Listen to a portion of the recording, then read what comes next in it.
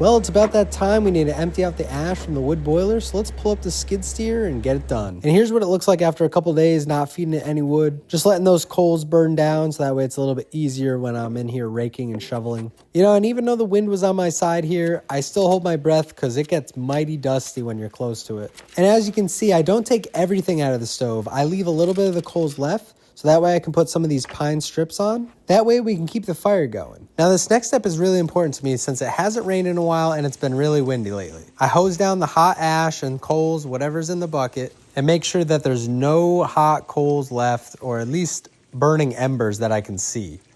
And once it's all saturated, I take a drive over and dump it into the ash hole. And just one last good sanity check for myself, I take my bucket, stir up everything into the ground, so that way if there is anything left, it just gets smothered and I don't have to deal with it later. But hey, if you made it this far in the video, please consider going over to YouTube and subscribing to my YouTube channel. If TikTok is truly going away, I'm going to be using YouTube as my backup. You'll also be able to watch the long form content that I have over there as well. So if you end up going over there, leave a comment saying hey.